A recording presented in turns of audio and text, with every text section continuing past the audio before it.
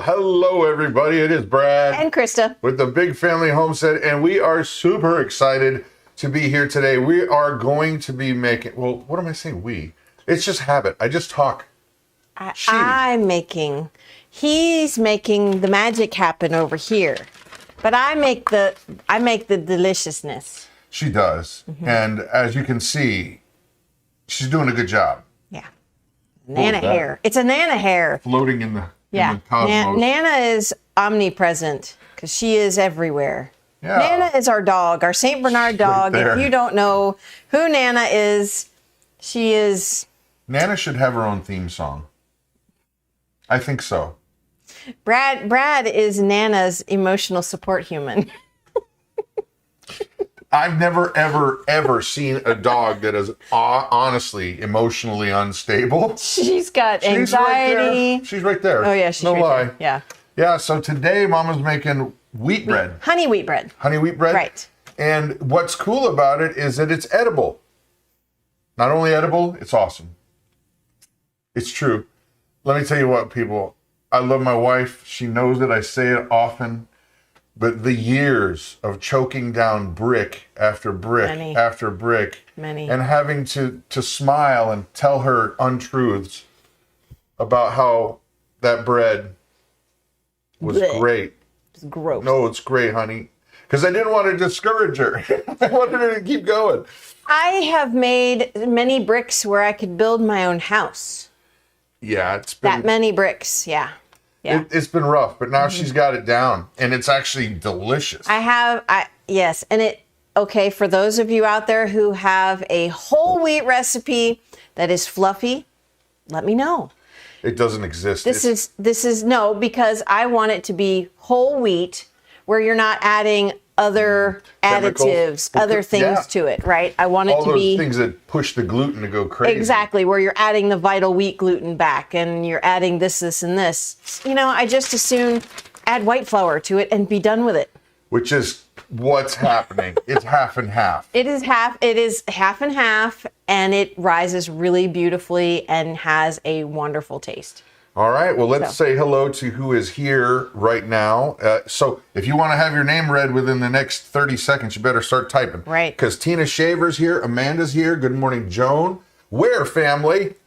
Their family. Their family. All right. Yeah. Carolyn, Corinne, yes. Joan, Felicia, Mary Taylor, Danielle, and Jean Marie. Mm-hmm. Hello to you all. That's such a cute name, Jean Marie Jellybean. Yes, it is. Cute. I love it. So, here's the thing. We're going to stall for just a few minutes while some of our friends get on here. Oh, so a few more people. Usha, hello. Patel. Oh, very cool. Carol and Carmen. Iris Muniz. Muniz. No, I don't know. I like it. Sorry. So while we're waiting, we have been in full-on gardening planning mode. Right. We can't put anything in the garden yet because we are in central Wisconsin and our grow zone is 3B, or is it 3A? 3A. We are that far north where we only have about 100 days to grow things. So June 1st is when we can actually put stuff in the ground, as long as the threat of frost is gone. So that's what we're doing. We're mapping stuff out. I've got my graph paper. It is funny. Yeah. I'll tell you what though, if you keep a garden, well, let's say it this way. If you keep a garden, you're going to appreciate this tip. And if you don't keep a garden and you want to start keeping a garden, this is a tip you need to do. Yeah. Get a 3-ring binder and write down what you did and make maps of what you did and what worked and what didn't work, because I promise you, what worked last year may not work this year. Right. And you can't plant the same thing in the same spot every year, because that particular thing, if you don't add manure, or we don't do chemical fertilizers, if you don't add the dookie, right, you're going to deplete that soil and you won't have good yields. So we move our stuff around just to give our soil a variety. Rotation. Yeah, we do a lot of rotation. So yeah. Oh, sorry. No. Sorry. But what I was going to say is you can map out on your graph paper where you planted it, and how well it did. And if it didn't work, you can always move it to a new spot, kind of thing. So Yeah, you know, and I think that has been incredibly helpful in, you see, okay, here's the thing. I'm sorry, I'm thinking 10 thoughts at once. Here's one thought at once, for once. One thought at once for once. Goodness. People who are gardeners, it's like beekeepers. People who are gardeners, they will tell you that it's a lifelong process, that you learn something new every year, and you learn how this bug reacts, or how this plant's going to do, or that one wants wet soil and that one wants dry soil. Or how hard the soil is, or how soft the soil needs to be, and So keeping records is super important. Yeah. But I got my list here. Other stuff. Oh, tomorrow we get to go on an adventure. Yes. Get to go watch and learn how to cook maple syrup. Big Dan. Yes. Big Dan. You may have seen us go over to his house for the Christmas tree. He has a Christmas tree ranch, and it's Holler Hills. Holler Hills? Is it plural? We've got some right in there. Their maple syrup is ridiculously good. Hollerin' Hills. Hollerin' Hills. Hollerin' Hills. Hey, well, there's a lot of folks on here. I don't know how to say their names. Oh, folks from overseas. Well, hello to Sue and Jean and Lila, Belinda and Sonia, and oh man, 10. There's Teen Homesteader. I can say that one. Tenno today. I apologize. I don't want to butcher it, but I'm trying. Yeah. Hi. And Teen Homesteader is in the house from California, yay, Cherokee. And so we're gonna go and film some maple syrup. Tomorrow. He has a big production. They call it a cooker. He has a big production that he does a lot of syrup. Last weekend, I think they did 60 gallons of syrup. And if you know the ratio, 40 gallons of sap makes 1 gallon of maple syrup. Yes. Wow. That's insane. That's a lot. So for him to get 60 gallons of syrup, that had to be a lot of sap. I'm not going to do the math right now. So nope. So other things, our son Jonathan and Jessica and their baby Elijah, they're coming home for just a little bit. They got to pick some things up. Right. And so we'll see if we can get him on camera. They've been really kind of just don't really want to have the baby on. Yeah, camera. they wanted to keep their privacy a little bit. So. And I understand. And I get that. Yeah. Yeah, it is so sappy. There's Steve Ganink. Ha ha ha. Okay, Carmen, love your bread recipes. My family loves them. They're hearts. Oh. Especially the dinner rolls. Sandwich. All right. Oh, yum, with the Italian bread. That sounds good. Yeah. 2,400 gallons of sap. They did the math. Oh, wow. That's a lot. That is a lot of sap. That's a lot. And he wants to get to, he wants to have at least 150 gallons of syrup made by this coming weekend. And here's the thing too, guys, little spoiler alert, or rather a secret, they're going to start selling it. So where they can ship it out to places. I'm trying to help him get his website together because I'm nerdy and he's not. Right. But they're great folks. Yes. Yeah. Yes. Great folks. And also the big one that could be actually happening right now. Literally right now. Right. Our cow, Honey, she is a heifer and she is due to calve here today or tomorrow. Yeah. Tomorrow is her actual due date, but she is so close. She's just gonna pop here soon. So I'm hoping that she calves later on this afternoon. Because it's beautiful outside. It's gorgeous outside. The wind it's not very windy. It's warm. It would be a great time for her to have her calf. Oh my gracious, yeah. And we even have windows open. It's so nice out. Yeah, it was actually quite warm in the house. I had to open up the windows. Yep. Yeah, it was warm in the house. It's 72. I just looked at the temperature. Well, and I was cold for whatever reason. I don't know why. I mean, it was only 68 degrees in the house, and that's not that bad. That's not that cold. That's not that bad. But, man, I was just chilled all morning. So. Yes, we're family. We probably do need a doula. Adula oblongata. No. A doula is a birthing support person. I know. Yes. Oblongata. Right.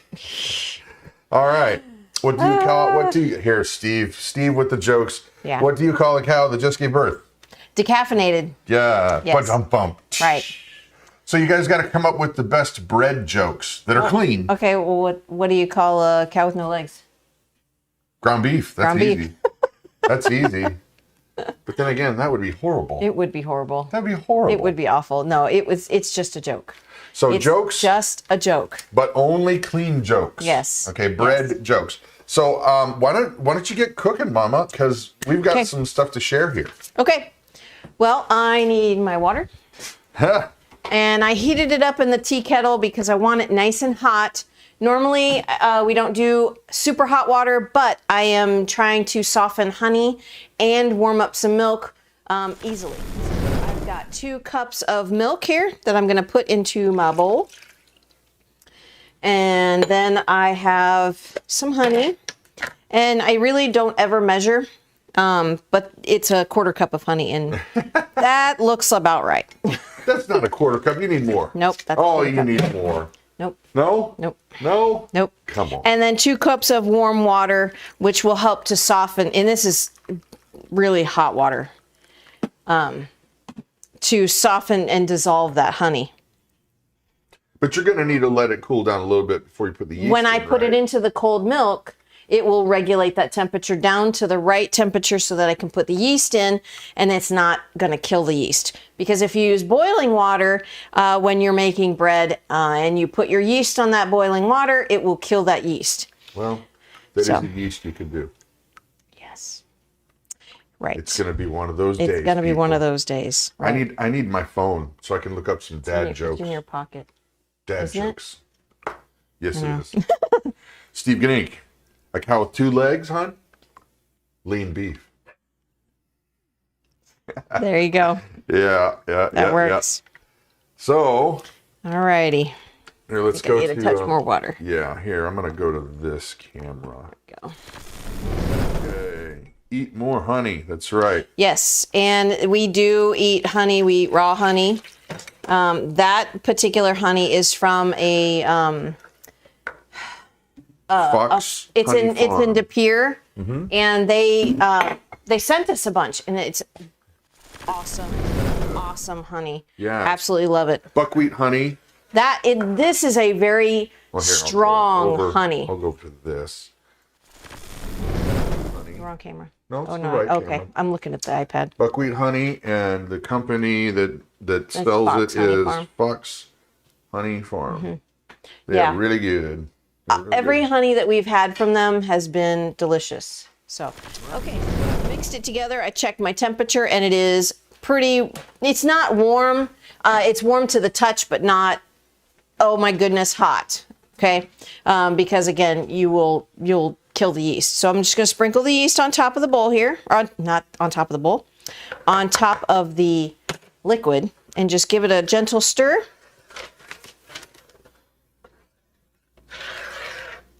I decided to use a plastic bowl this time so that it didn't blind you when you looked at it. Oh, yeah. no. Oh, bless you, honey. You went. Oh, that's something we got to figure out. Sorry. Because that's going to be loud. So sorry. Oh, we got. couldn't help it. We need a. They call it a kill switch. Right. Yeah. Couldn't help that. The family farm homestead is a beekeeper for 62 years. Whoa. Well, our plan coming up here is to get bees, so that we'll have our own honey from right where we're at. I've kept bees for quite 5 years, 6 years. 5-6 years. Yeah. Yeah, not a long time. But, Not here, but yeah. in Ohio. But at one point we had up to there were 20 hives that were producing, and man, have I got stories for you. Those are not family friendly stories. I could tell it in a way that would be. Let's not. Just let's not. I could tell it. No. We're making bread honey, remember? Honey bread. We're making bread. So I've let this sit for just a couple of minutes, just so that it kind of activates just a little bit. That yeast is gonna come alive and eat some of that honey and get really bubbly. Then I've got half a cup? Yeah, half a cup of coconut oil, which I did melt so that it's liquid. And we're just going to pour that in there. And this goes pretty quick. And now I'm going to go ahead and I'm going to start with the wheat flour. And the reason for that is so that that wheat flour does get fully, it fully absorbs the liquid that it can before I start adding the bread flour. Mm-hmm. So I'll add 4 cups of wheat flour. But that's not going to be, or when you add extra, do you add more? I add wheat white flour. White? I add white flour to add to make up the difference. And then I will put in the salt right on top of this wheat flour. Kathleen, now all I keep thinking about is the bee story. Oh, she probably knows it. Oh, yeah. I've told it in the past, but Mama doesn't like it. I don't like it. I really don't. Oh, boy. I can tell part of it. No, please don't. Please don't. Okay. So I will be mixing this with a whisk because it can get kind of clumpy. And I don't like a clumpy dough. I like a smooth dough. Yes. Or batter as it is right now.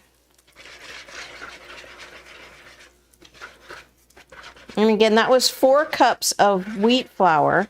And this is, it's a hard red winter wheat. Kind of gloopy, but that's It okay. is kind of gloopy, but as you can see, it's kind of a smooth pancake batter almost. Okay, get rid of this.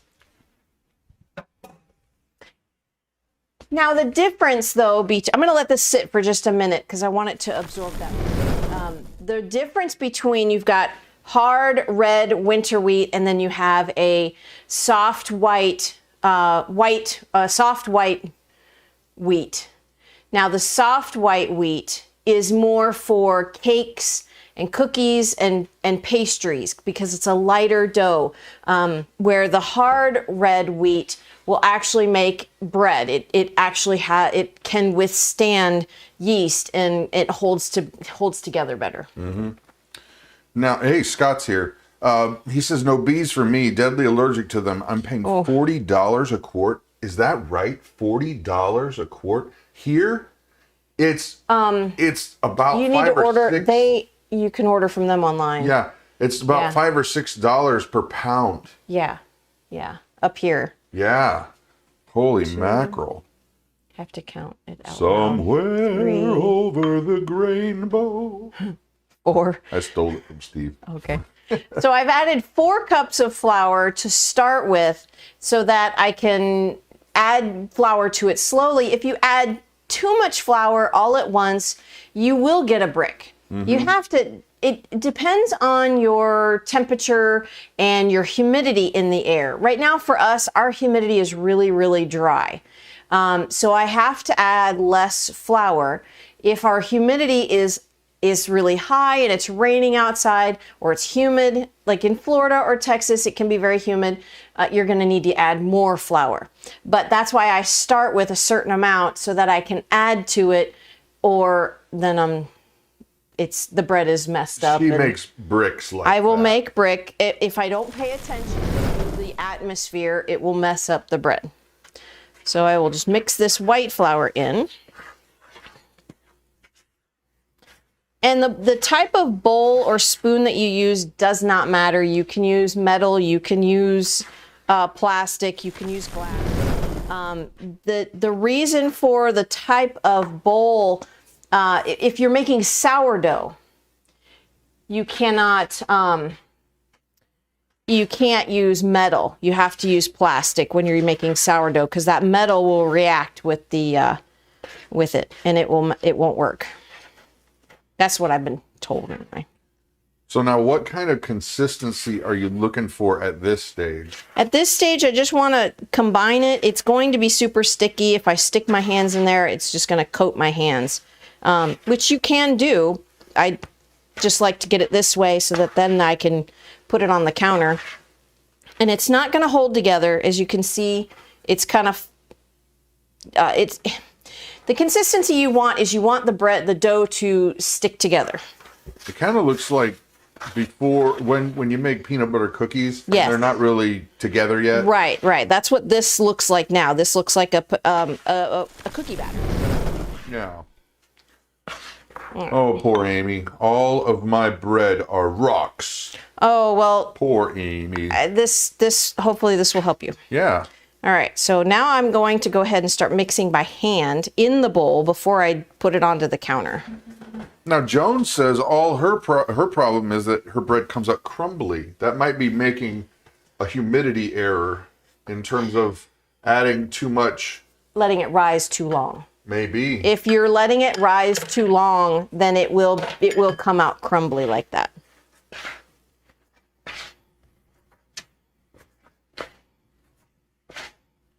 See, it's still kind of sticky underneath, so I have to really incorporate that flour that I put on top. So I did add another cup of flour. So we're at 5. And that's why, a lot of recipes say, well, you need 3 to 5, cups of flour, because there's no real exact number when it comes to bread making because of the humidity in your air.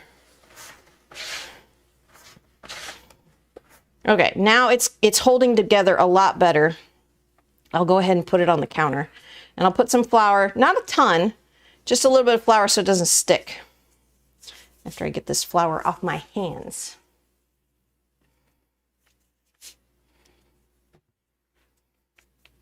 You got dead air, huh? Dead air. I was changing something. Oh. I was changing something. Amy says, my grandma tried to teach me, and I just can't get it. I can cook, but not bake. I got to be honest with you, Amy. It was. I couldn't either. It was a long time. Mm-hmm. It took a long time, but man, it's so worth it. Let me tell you a story while she's kneading, and it's always good to be kneaded, right? Exactly. It's definitely always good to be kneaded. You have to knead, otherwise, Well, just here's a cool little thing that Christa had been trying to make bread for probably 8 years before she really got it. Yeah. But, and I'm gonna gush on you here for a little bit. At the last church that we were at in Ohio, it became a ministry. And you know how when new people come to your church and you try to help them feel engaged and, welcome, a lot of churches will give out some candy or whatever, a little cup or something, sometimes a sports bottle, just so that people want to be recognized, but not like, here's a spotlight, you know what I mean? And so the idea came about, why not send home with them, let them go on home, but then right after church, Christa would bake the bread while church was going on, because she would go to a different service. But then she would bake the bread while the service was going on, and someone would take the warm, hot bread to somebody's house and just say, hey, we're really glad that you came, and here's a little treat. And can you not imagine how that would make you feel if all of a sudden somebody said, here's a freshly baked loaf of bread that was made by one of the people that go to our church. Mm-hmm. And I'll tell you what, it made a huge difference for a lot of people. And it was a lot of work. Yes, but it was so worth it. And it actually, a lot of the folks in the church really enjoyed it because they would hang around the office and wait for any leftovers. There's some takers for the extra loaves. I always made more loaves than needed anyway because of that particular reason. I'm going to go to the close cam so you can explain what you're doing. Okay, it's there. All right, so I'm not an experienced baker. I didn't go to school for this. This is just what works for me. So if any of you are bakers and you see that I'm doing something wrong, then I'm doing something wrong. So all I do is I fold it over and press it down and twist. Fold it over and press it down. That's all. And this is just kneading it, and it's getting a little sticky. So I'll just add a little bit of flour. I'm looking for just a smooth consistency where there's not a lot of pieces of the dry dough. You want it all to be wet and incorporated together. Now, Nebo is asking a good question. Yes. Can you over knead it? I don't know. I really don't know. I've heard that you can, that it can get the proteins and starches start to act funny. Well, I was watching a British baking show, and it's Paul Hollywood, and yeah, it's a silly name, but the way he described it, because he grew up as a bread baker when he was a kid, and he said his dad told him he had to have both hands in there, because if you're only working with one hand, you're not getting paid. You're getting paid half as much. Yeah. Which was really funny. But he said you want to stretch that dough.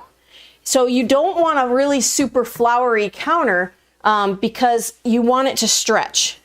And you want it to, if you're using a KitchenAid or some kind of mixer, you want that dough to slap the side, because what that's doing is that gluten is stretching. I don't know if you could overwork it. I really don't. Celtic Roots is saying yes, it can get tough. Oh, I see. Okay. And by the way, Heather's here. Hi, Heather. And Amy, I would love that. I would love to make bread with somebody who knows what I'm doing wrong. And you know what? Also, part of the ministry that Christa had there at that church was teaching moms and daughters how to bake bread. Right. So she would actually, have 4 or 5 pairs, mom and daughter, and then she would go through it and teach them how to do it. Right. All right, so this is done. And the way I know it's done is I'm going to press my fingers in and it'll bounce back. Let me go to the close and try to push on the other side there, baby. There you go. It'll spring back. That's what you want. That's what we want.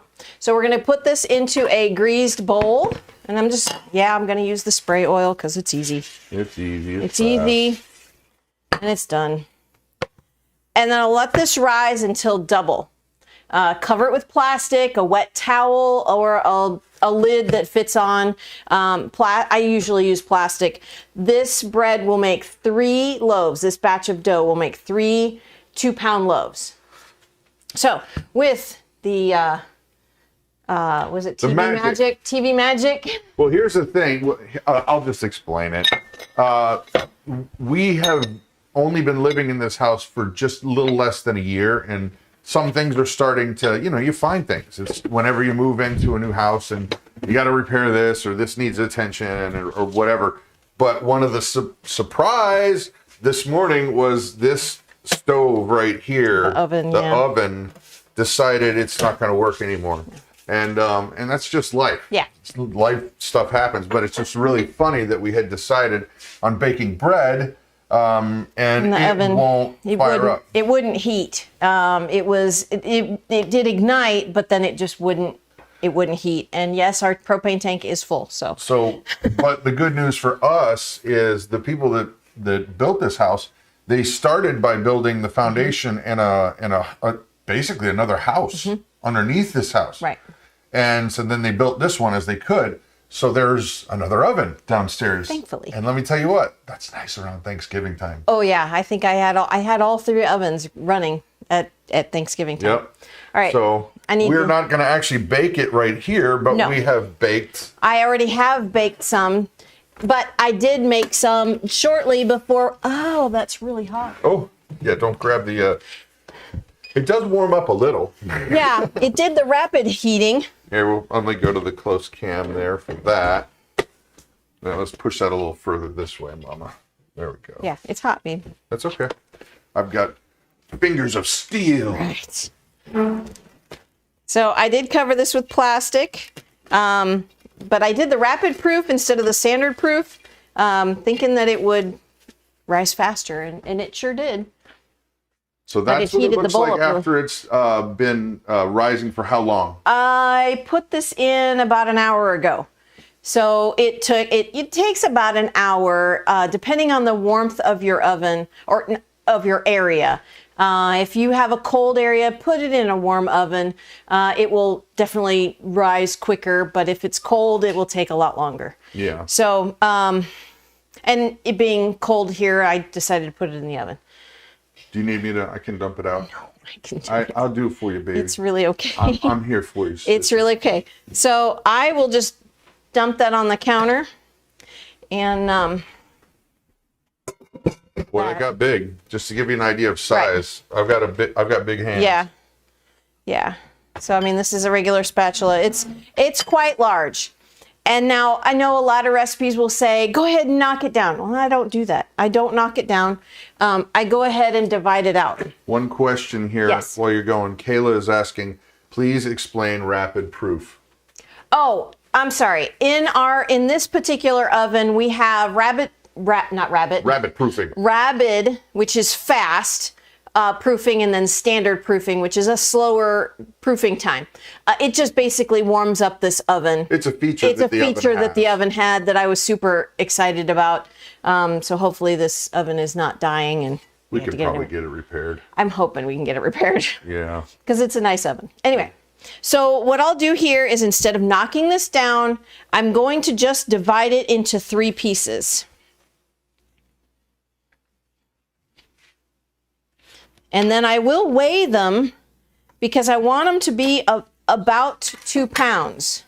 You could put them in however you want. You can. If you want them to be smaller, then you can make them smaller. But I have found that 2-pound loaves of this particular works out to be really, really nice.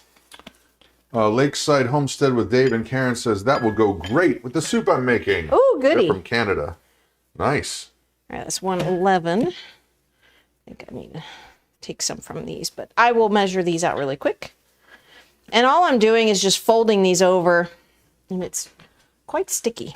Debbie is asking, or a comment, I guess. You have answered this before. I'm allergic to coconut oil. Is there an alternative? You can use butter. You can use butter. You can use grapeseed oil. You can use whatever oil. I have just preferred the coconut oil. You can use vegetable oil. It really doesn't matter. Or butter. So like I said, it does not matter. Well, you know, while you're doing that, I'm going to go to the close cam. Oh, well, I'll stay right here. I'm remembering that Celtic Roots Farm is on. Usually, we have in the past for 4 years at least, we've done a seed swap for garden seeds. And this year, because of the move and a lot of other things going on with the farm, we can't do it. But they have graciously taken up the mantle, and they're hosting the seed swap this year. So if you are interested in getting involved, it's really a lot of fun. You're going to want to go over to Celtic Roots Farm YouTube channel, and they have a video that explains exactly how you do the whole thing. But go ahead and click subscribe, and they make great videos, and they're really nice people. And he's got a beard that just won't stop. No. It won't stop. It cannot be stopped. As a matter of fact, it can't be mocked. It cannot be, you can't look at it with any kind of disdain in your heart. The beard will not be mocked. No, not at all. He's got a beard of power. All right. So anyway, Celtic Roots Farm, check it out. Back to you, Mom. All right, so as I said, this makes 3 2-pound loaves, and if you wanted them to be smaller, you could make them a smaller size, but I would recommend weighing them, because if you have uneven loaves, your baking time will be uneven. So you'll have one that's massive and one is little teeny tiny, and I've done that before. So nobody wants a tiny loaf. No. Okay, I'll need close cam. Yes, ma'am. As well, or boom, there you go. Either way. Now, to shape these loaves so that they fit into your nice loaf pan, I press this down into a rectangle shape, rectangle-ish. Doesn't have to be. Doesn't have to be exact. And then all you do is roll it up like a jelly roll or a log, but just like that. All right, to where the seam is down, and then you put it into the loaf pan like such. Seam down. Seam side down. And then I kind of tuck in the sides here, and I will press it down so that it kind of fills the whole bottom. You're really trying to make sure that the corners get... Right, and it will fill up all of those sides. So I'll go ahead and do that again. Okay, let's not put that up there.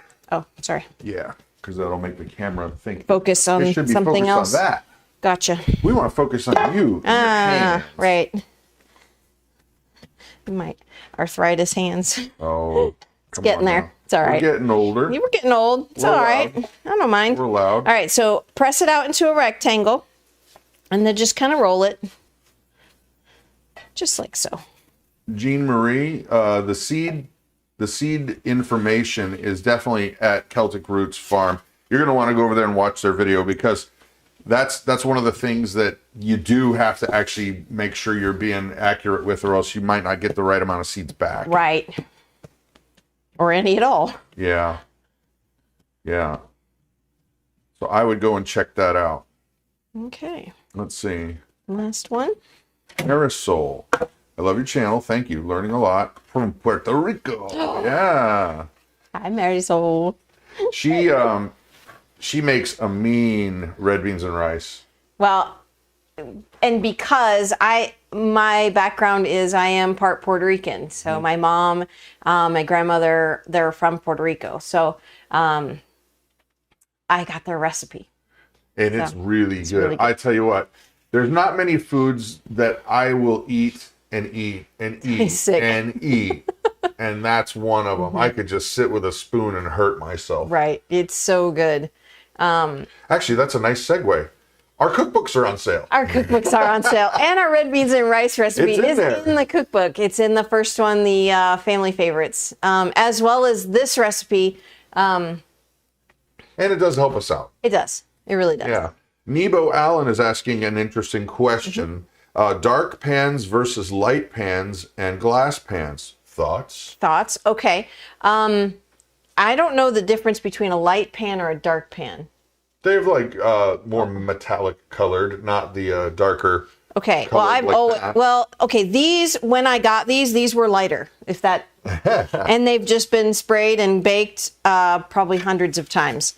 But glass pans, I don't really like baking bread in glass pans. I like to bake quick breads like banana bread or zucchini in those pans. It just doesn't give it a good enough crust. When you cook in the glass, at least from my experience, it makes it very soft, and you don't get such a nice brown crust like you would for normal bread. And that's how that's why I use the metal ones.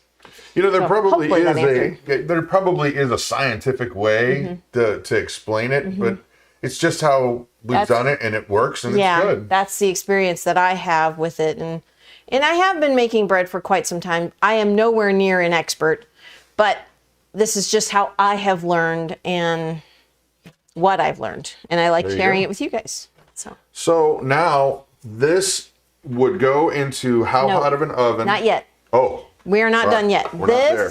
Now this is not ready. This needs to rise for at least another half an hour to 45 minutes to where it is just above the rim of the pan, to where this part in the center is just above the top of the pan, and then bake it at 375 degrees. I baked some last week at 350 and I needed more time. So 350 degree or 375 was perfect at a little under 30 minutes. So 25 to 30 minutes. Do you want to show them the final? But what I like to do is I cover these with a sheet of plastic or a wet towel, just so that the top doesn't dry out. Yeah, they get crusty. Yeah. They get crusty, that's true. Everything's better when you splanify, says the bulletproof pastor. This is one that's done. Yeah, it's nice. It is so, I'm going to cut it. Okay, here's a helpful hint. This bread is cool enough for me to be able to touch it. It's very cool. I took this out of the oven over an hour and a half. Probably. About 2 hours ago. Yeah. Don't cut it when it's hot. You can. However, it's not going to slice right. It's gonna seem gummy. Yeah. It truthfully is better if you wait a little while, but man, that fresh bread, melted butter. Yes. The knives. You took away my knives. I moved them so I could put a computer here. I'm teasing. Oh my gracious, I'm getting in trouble for stuff. No. All right. So I don't have a fancy dandy bread slicer. That'd be cool though. Yeah, that would be really neat. So I use a regular serrated knife to slice the bread. And look at that. Sue is asking, are the pans a standard 9x5 Yes. inch? Yes, they are. Yep. That is delightful. Look at this, folks. I'm going to try to go to this camera over here just to show you. Take a look at it. Oop, it's not focusing right, but look at that. It's just delightful. And it's got a it's not a very loose crumb. You know, that's why I suggest not letting it get too high above the top of the pan. Okay. What's the confession time? Uh-oh. Okay. Uh-oh. Because our oven wouldn't heat to temperature, these had, I proofed them in the oven, I take it out, I preheat the oven. It was not preheating. So the loaves got really, really big. Well, guess what I did? I knocked them down again, rolled them, and put them back in the pan and let them rise again. And you can do that. If it gets too high, don't bake it because it will get too loose. It just falls apart. And then it gets really crumbly. But I let it rise for about a half an hour, not even a half an hour the second time, because it was ready to go. But I let it get just above the top of that rim of the pan, and then I threw it in a 300, no, I didn't throw it, because that'll make it fall. I put it into a 375-degree oven, and it took about 28 minutes in the oven downstairs. So every oven is different. So. Joan is asking, do you cool in the pan? No. No. No. No. Reason being is this is a hot loaf of bread. If you cool it in the pan, it will get soggy and gross. It's nasty. Don't do that. Take it out and put it on a cooling rack. Yep. This is an old one, but that's why God made cooling. oh, that tastes really good. Oh, I can taste the buckwheat. So Cher is asking or making a comment or asking, storing bread, plastic versus cloth, question mark, which is better for long-term storage? We don't have experience with that. We never store bread. It always gets eaten. I put it in, and I wrap it. When it's whole like this, I will wrap it in plastic wrap. But I think she's asking long term. Long term, it doesn't last. Don't make a lot. I could be wrong. Don't make a lot, and it will, I think 2 loaves lasted us 4 or 5 days. No, I made some on Monday. and it's gone. There's only 2 slices left. Amy said I put butter on my screen. Yeah. Funny. You know, it's so dang good. There's I will be honest and admit that there's a few things that I have holdouts on that I still want the junkiest, horriblest white bread. Yeah. The 80-cent white bread that you can get. So gross. If I make a grilled cheese, it's got to be that. And the plastic cheese. Yeah, I know. It's bad for you, but there's that, and I think that's it. Okay, and, you know, this bread isn't... I'm not going to say this is the most healthy bread, because it's not. It has bread flour. It has white flour in it. But it is a much healthier alternative to the stuff that you buy in the store. Even the whole wheat bread you buy in the store, this is a healthier alternative. I keep saying opportunity. Yeah. It's a healthier alternative than even the whole wheat bread you buy in the store. And oh gosh, I've looked at the Ezekiel bread. Have you seen that? That stuff is expensive, man. $7 for a loaf, not even this size. Yeah, it's like 1 pound, one and a half. I don't know, but this cost probably 50 cents to make. Yeah. Maybe 75 because of the honey. But honestly, this is such a healthier opportunity. Why do I keep saying opportunity? Alternative to stuff you buy in the store, because who knows how long that was baked, you know? Yeah. This is and it was made with love. Well. So well, I think that's about it for the day, guys. Short one. Hopefully you've learned some stuff and had some fun. That's the goal. We're going to continue to come back on Fridays and cook something up and talk about homesteady funny thingies. Okay. Well, what do you guys want me to make next? You want the bread back? Want the bread back? More bread. Yeah. Hey, do you guys have any ideas on something that I know how to make? Don't ask me to make any kind of things that I don't know how to make, because then I can't do that. Of course, they don't know what I can and cannot beef make. Wellington. No, sorry, I've never made beef Wellington. Yeah. So, well, anyway, we'll check the comments. Does it freeze well? Debbie's asking. We've never done it. I don't know. Our kids eat bread. You gotta try it. They eat bread with their breakfast. They eat bread with their lunch. So, and sometimes dinner. So they eat a lot of bread. So it doesn't really last. Red beans and rice. I'm with Nebo. Oh, I can do that. That's easy. Halibut. I don't cook halibut. Chicken pot pie. Man. Hamburger rolls. Your best cake. Ooh, that's a. Hamburger rolls, though. I have 2 or 3 good cakes that I make.